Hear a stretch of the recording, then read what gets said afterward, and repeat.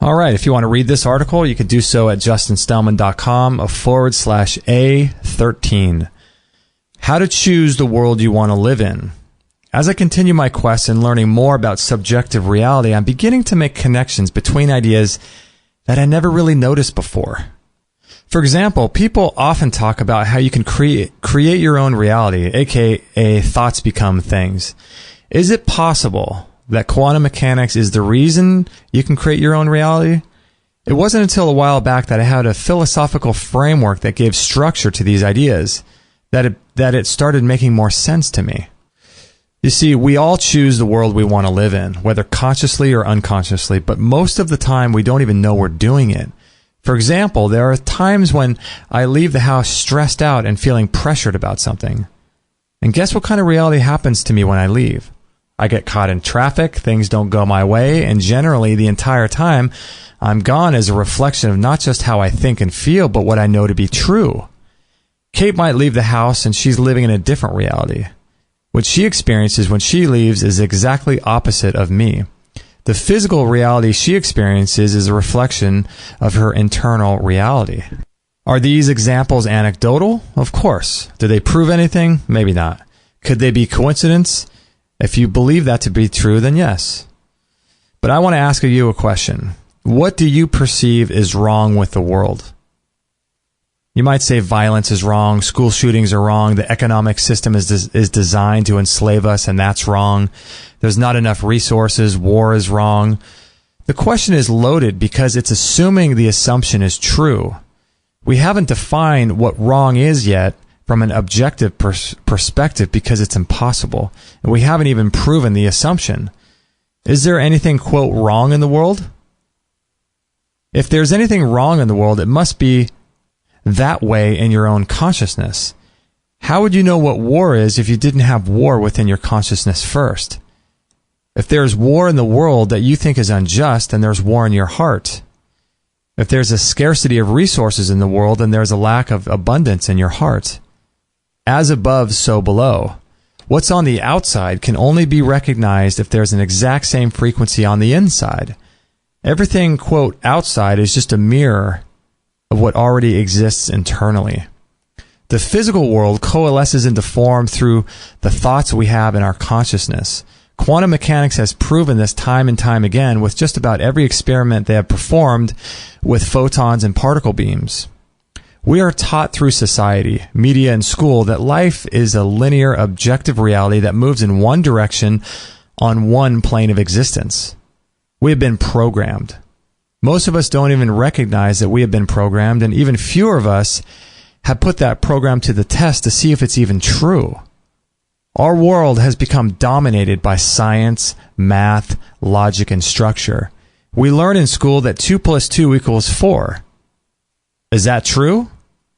How about 2 + 2 = 4? We grow up thinking we have the world figured out. Science has all the answers as to the nature of reality. Math has all the answers to how numbers and logic work. And medicine has all the answers to help regain your health in case you get an infection. The cognitive dissonance occurs when one of these realities is shown to either not be true or one of these realities starts to have cracks in its own armor. What do you do when you find out that our money system is not what you've been told? What do you do when you find your religion isn't true? What do you do when you find natural cures for your disease and the pharmaceutical medications only made you worse? What do you do when science is wrong? As you begin to explore all of these areas of what we think is our reality, we begin to see all of these crumble. That's what happened to me. I realized that science is wrong about many things.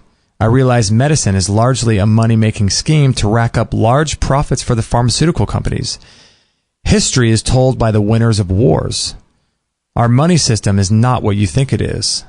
The world, as it had been taught to me, began to crumble, but for some reason, it excited me. I continued to go down every rabbit trail I could in order to uncover more mysteries and more hidden truths. For me, it was exciting. It's exciting to me to have all of your existing, long-held paradigms simply crumble. Everything I thought was true no longer was. For me, that's not a big issue because I have no attachments to any belief systems. I'm glad I didn't attach to any of my beliefs because I would have felt like a part of me just died. How could I have been lied to? How could my parents have been wrong?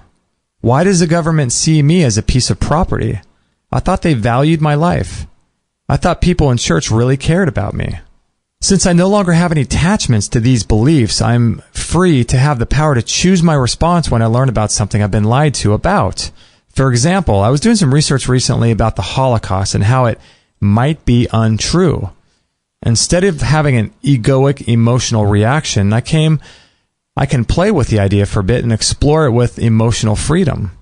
Had I been emotionally attached to the belief that everything I've been told about the Holocaust is true, then I would have reacted out of fear and anger. How does all this relate to creating your world? When the first cracks in the armor of your long-held belief system begin to appear, that's when the water starts flooding the room of your consciousness. Pretty soon, all the walls come crumbling down. If you want to believe in a world of order, structure, and logic, then by all means do so. You will then manifest your reality to reflect those belief systems. But if you choose to live in a world of dreams, synchronicities, and magic, then you will start to act as a co-creator in your own reality. You will see the physical reflection of not just a belief system you are choosing to adopt, but an inner knowing. You will begin to encounter seemingly illogical and mysterious events in your life. You will start showing up, things will start showing up in your day-to-day existence because this is what you know to be true. Magical things will begin to surround you as you move throughout your day. Sometimes they can show up as small little things like getting a parking space you want or having somebody in front of you pay for your drink at Starbucks. And sometimes they can show up as bigger things like getting accepted for a loan on your first house or being miraculously healed from a disease. When you begin to hold a belief system and know it to be true, I mean really know it, while looking for dreams, synchronicities, and magic to show up in your life, you will begin to see them everywhere. The events have to show up because they are only reflections of what you have within you. Have you ever noticed how people almost will things into existence? Everything they touch seems to turn to gold. They have an inner knowing that they expect good things to happen to them. I can say this is definitely the case with me in both directions. If I expect things to go bad, they usually will. If I worked hard at holding a space of high vibration and emotion while looking for the good in all things, I'll begin to notice more of that. So the trick is to be able to hold that high vibrational energy. I hate using that term that sounds like some new age hippie, but that's the best word I can use to describe it. When you can choose to hold a certain emotional state, then you can begin to have a platform upon which you can notice good things happening all around you. Good things surround you, but you don't notice them because they don't exist within you. We humans are easily moved off of our default emotional state. We get an unexpected phone call from our boss telling us we need to come into his office on the weekend. A son calls from the hospital. Maybe there's a death in the family. These things are a reflection of an inward state that doesn't yet have a solid foundation. When we are unsure of how we want to feel about life, then we start seeing more uncertainty all around us. It's much like buying a new car. When you buy a white Toyota truck, you start noticing all the other Toyota trucks on the highway. When you choose to be happy no matter what, and you know it deep down inside you, then you start seeing more things in your life that resonate with the frequency of happy. Like attracts like. You can only recognize that which is already within you. For example, how is it that two people can be exposed to the exact same situation and one gets upset or angry about it while the other person has no emotion at all? The reason is that the person who is angry with the situation already has that anger in his field of consciousness. He created that seemingly objective situation in order to show himself that he's an angry person. It's almost as if the higher consciousness of that person wants to remind his avatar that he's easily angered so that he can grow as a result of that awareness. Instead, we think these outside circumstances somehow, quote, happen to us, and they're out of our control. In reality, we create them to show us what our internal state is like so that we can change and grow. Spirit is limited. It cannot fully embody the growth that can happen as a result of it taking physical form. How can a spirit experience what it feels like to run a 4-minute mile?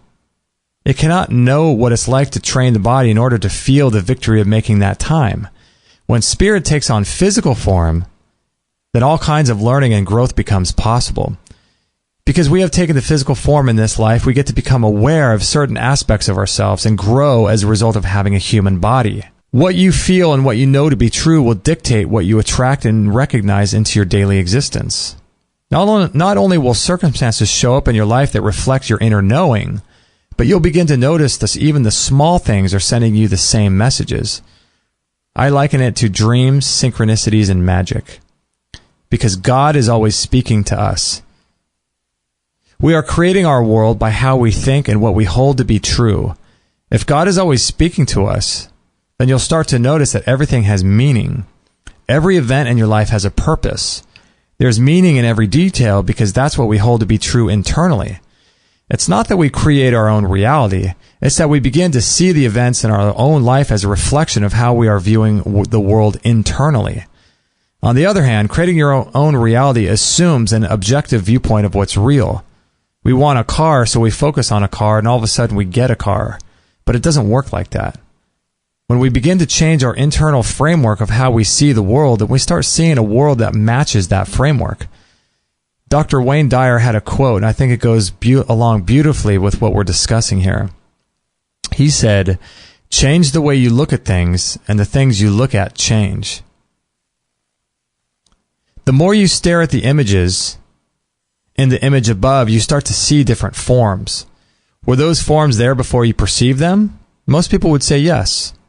But that assumes an objective viewpoint. I think that much like the observer changes the outcome of experiments in quantum mechanics, so too our consciousness creates the form that we then see. We first see it in our mind, and then we see it in physical reality. So the form existed the entire time, but it existed in our field of consciousness that was hidden from us until we change our perspective. We cannot live in any kind of world we want. If we are depressed and negative, we're going to see the world as such. As a result of holding this inner belief, the physical world will wrap itself around what we think is true. People who are negative and depressed seem to live negative and depressed lives. High vibrational people who are happy and optimistic live lives of joy and abundance. As a man thinketh, so is he. This type of thinking and teaching is woven all throughout ancient books and texts if you look for it. I used to believe in an orderly world of logic and construct where there was an answer for everything. That world no longer seemed fun to me. I couldn't grow if my world was all figured out. If there are labels and answers for everything, how can one expand their thinking? There's no mystery in that world because everything is answered for you. There's no synchronicity in that world because life is orderly and logical. God can't speak to you when you're closed off to potential. But when you expand your worldview a little bit, you can start bringing in challenging ideas that cause your mind to stretch. They challenge preconceived notions of what you know to be true. They cause massive amounts of cognitive dissonance. The moment you start accepting that we don't have everything figured out, the door is cracked for magic to be invited into your daily existence. So your homework assignment is to prevent the world from shutting that door by doing your own spiritual work to pry it more and more open. The more you open that door, the more magic will flow into your life, if you're ready to receive it and keep looking for it. So again, if you want to see the videos, images, quotes, and everything else that are contained in this article, you can just go to justinstellman.com.